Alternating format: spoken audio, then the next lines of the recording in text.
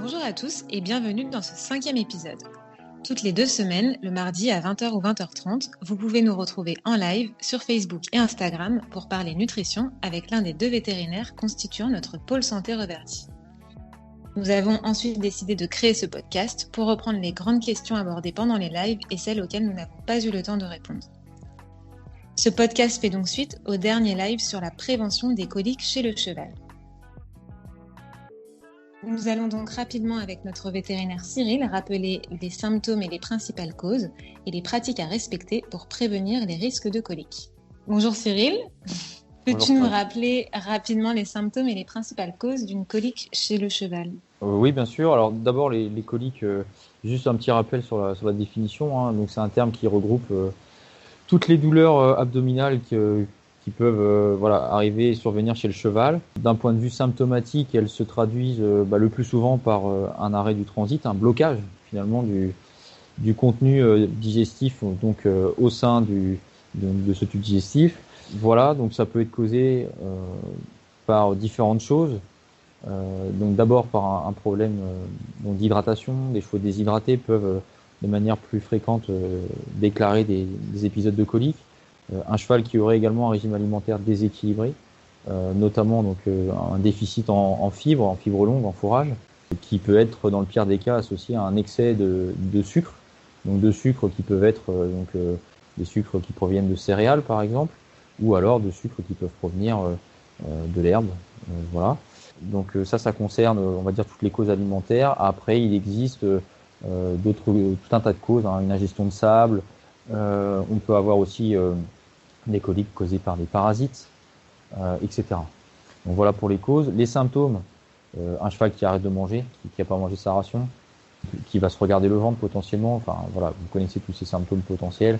Un cheval qui va gratter au sol, qui n'a pas l'air dans son assiette.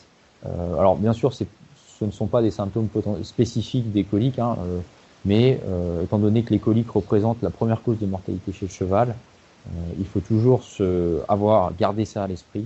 Dès qu'on a un cheval qui arrête de manger, qui gratte, qui paraît perturbé, voire qui s'agite clairement, qui se couche, se relève, il est clair que quand son cheval n'est pas dans son assiette, ce qu'il faut faire assez rapidement quand on a vraiment un gros doute, c'est appeler son vétérinaire, puisque plus les coliques vont être prises en charge rapidement, finalement plus les chances que ça se passe bien, que ça se termine bien, sont grandes. Donc voilà, Florie, pour l'ensemble, on va dire un tour d'horizon des symptômes. Super, merci. On parle souvent de coliques de gaz. Est-ce que tu peux nous en dire un petit peu plus là-dessus et quel est le fonctionnement et comment les prévenir ? Alors, les coliques de gaz, c'est un terme assez générique. En gros, ça se traduit, alors le plus souvent, c'est une distension du gros intestin, donc un gros intestin qui va se remplir de gaz. Ce gaz va être produit par la flore, la flore intestinale qui héberge le cheval, en tout cas une partie de cette flore, de cette population. Alors, tous les chevaux ne sont pas sujets, en tout cas à ma connaissance, à faire des coliques de gaz. Cela dépend quand même, je pense, de la population, de la flore intestinale du cheval, qui est propre à chaque cheval. On a une partie de cette flore qui peut être potentiellement pathogène et qui peut, en cas de prolifération abusive, produire du gaz. On va dire, ce trouble de flore va se traduire par une distension, donc une dilatation des intestins, qui peut se voir ou pas, et qui va arrêter le transit. Ça peut aussi être lié à une torsion, à un arrêt de transit. Et donc, d'un point de vue alimentaire, en tout cas, l'idée, c'est bien sûr de ne pas apporter des aliments qui vont potentiellement générer des gaz quand ils vont être fermentés dans le gros intestin. Et ensuite, c'est de faire en sorte de soutenir cette flore intestinale, en tout cas de soutenir la flore intestinale positive qui est bénéfique au cheval, qui digère les fibres. Et donc concernant l'alimentation, moi je déconseille, en tout cas je recommande de faire attention justement aux céréales, de faire attention aux excès de céréales notamment, faire attention aussi aux ingestions massives de certains ingrédients qui peuvent fermenter. Alors ça peut être des pommes par exemple, alors pas 2 pommes, mais il est clair qu'un cheval qui mangerait un seau de pommes peut potentiellement se voir en tout cas avoir des problèmes de coliques de gaz au niveau du gros intestin potentiellement. Ça peut être le cas potentiellement avec des betteraves, etc. Et les chevaux qui sont un petit peu sujets à ce genre de coliques, est-ce qu'il y a une alimentation, un aliment qui est particulièrement recommandé et des compléments qui pourraient l'aider justement pour soutenir sa flore? Oui, alors après, ça va dépendre du cheval, de son activité, de ses besoins énergétiques. D'abord et avant tout, c'est le fourrage, bien sûr. Et d'un point de vue plus large, tout ce qui va limiter le stress de ce cheval. Voilà, puisque même un stress occasionné au niveau environnemental peut générer voilà, un trouble au niveau de la flore. Et après ça, si le cheval a besoin d'ingérer un aliment plus énergétique, on va conseiller les aliments qui sont plutôt pauvres en amidon, donc pauvres en céréales et plutôt riches en matières grasses et en fibres, type spécifique énergie, adulte spécifique énergie chez nous. Voilà. Et puis d'un point de vue complémentation, on va dire, moi j'aime bien, en tout cas chez les chevaux sensibles, les supplémenter avec des probiotiques, type levure vivante, voire donc des postbiotiques qu'on va retrouver dans notre supplément flore. Donc, quand on sait qu'un cheval est potentiellement sujet à faire des coliques de gaz, moi j'aime bien les laisser en permanence sur une dosette de flore par exemple. Ça permet de sécuriser le fonctionnement de cette flore et en plus d'une ration fourragère adaptée, de faire en sorte que tout fonctionne bien au niveau digestif. Voilà. Est-ce que tu peux nous parler un petit peu du MASH? Est-ce que le MASH, d'après toi, peut être utile en prévention d'une colique et si oui, à quelle fréquence? Alors, question intéressante sur le mâche. Alors, le mâche qui est riche en céréales et qui est, en fait, pourquoi pas, mais le mâche, moi, c'est pas ce que je recommande en premier lieu. Je vous dis d'abord, c'est le fourrage, mouillé éventuellement, hein, pour éviter les impactions, etc. En tout cas, les soucis de transit. Pour le mâche, ce qui m'embête toujours, c'est la quantité qu'on va distribuer, la composition, qui est très souvent, on ne connaît pas tout ça, on ne sait pas bien ce qu'on fait. Alors il est clair qu'un mâche fait plaisir, c'est humide, donc c'est plutôt intéressant justement pour limiter les impactions. Le cheval apprécie, le propriétaire aussi, donc ça c'est plutôt ok, très intéressant. Maintenant, c'est pas la première chose à mettre en place. Et en plus de ça, les mâches contiennent souvent des céréales cuites ou en tout cas qui ont été floconnées pour les mâches industrielles.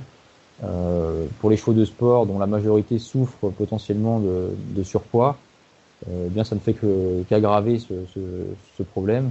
Donc moi, potentiellement, du mâche, pourquoi pas pour faire plaisir, pour peut-être réalimenter, mais un cheval qui a un appétit très capricieux, où là finalement on fait plus un barbotage qu'un mâche, on fait une préparation humide. C'est plutôt ça qui est intéressant dans le mâche, je trouve. Voilà, un cheval, d'un point de vue général, quand les gens veulent vraiment le faire, je conseille alors, une fois par semaine, pas plus. Maintenant, on a une question sur la transition, les transitions alimentaires notamment. Lors d'une transition alimentaire, qu'est-ce que tu recommandes pour minimiser le risque de colique? Effectivement, alors la transition alimentaire est un moment durant lequel on peut avoir des soucis, alors pas forcément des coliques, mais au moins au niveau métabolique, hein, le cheval va devoir s'habituer au nouveau régime alimentaire. Alors là, on parle souvent de la ration concentrée, hein, le fourrage. C'est assez rare quand on reste sur un foin de prairie, on ne considère pas vraiment de faire les transitions alimentaires sur du foin de prairie. Donc là, on est plus sur la ration concentrée. Ce que je conseille, c'est de le faire, de se laisser un peu de temps, donc une dizaine de jours, c'est très bien pour faire une transition alimentaire. Et puis d'y aller progressivement, c'est-à-dire qu'au départ, alors si vraiment on veut faire les choses bien, on va introduire le nouvel aliment à hauteur de un tiers de la ration versus 2 tiers de l'aliment en place. Et puis après, on va faire moitié-moitié, puis on va inverser les proportions, donc 2 tiers du nouvel aliment, 1 tiers de l'ancien aliment. Et puis ensuite, voilà, après 10 jours environ, on passera sur l'aliment, le nouvel aliment. En plus de ça, je recommande de mettre en place un traitement, enfin en tout cas pas un traitement, mais une supplémentation à base de flore, donc à base de probiotiques, de levure vivante. Et donc ça, je vous recommande de démarrer idéalement 10 jours avant la transition. Ok, donc bien faire attention à faire les choses de manière progressive et accompagner le cheval pour tout changement, accompagner la flore du cheval. Et est-ce que tu peux nous dire, Cyril, comment réalimenter un cheval après un épisode de colique? Oui, bien sûr. Alors après, donc, ça dépend déjà de cet épisode de colique. Est-ce que de la manière dont il a été traité, de la manière dont il s'est réglé finalement. Est-ce que si le cheval donc a été géré de manière médicale, donc juste avec des injections de médicaments, que tout est rentré dans l'ordre, la remise en route normalement sera plus rapide que chez un cheval qui a subi une opération. Et puis ensuite, donc dès que le transit fonctionne et que le cheval retrouve un appétit, on va commencer par réalimenter avec des fibres, d'abord des fibres. Donc c'est 6 à 12 heures par exemple après une opération, souvent dès 6 heures, dès qu'on le peut en fait, on réalimente le cheval gentiment avec des fibres, puisqu'on sait qu'en termes de récupération, plus un cheval va manger, va se remettre à manger quasi normalement, plus le transit va reprendre des fonctions normales, et moins le risque de récidive, en tout cas de complications, est important. En général, c'est 4 à 6 repas, d'environ 1 kg de foin au départ, du foin mouillé si possible, pour aider le cheval justement à bien insaliver, à bien imbiber la fibre. Donc ça, on va le faire pendant une journée, 2 journées, ça dépend des cliniques. Et puis après, on peut réintroduire progressivement donc un aliment qui va plutôt, donc, comme je vous le disais, être pauvre en amidon donc, et en sucre, d'un point de vue général, et riche en matière grasse et en fibres. Donc ça, on y va aussi de manière progressive. Chez nous, par exemple, si on considère le post-op où il y a du spécifique énergie, on est autour de 1 litre c'est 1 litre par repas maximum. Et puis ensuite, on pourra augmenter gentiment. Alors tout ça va dépendre bien sûr de la clinique du cheval, de son état de forme, de sa récupération.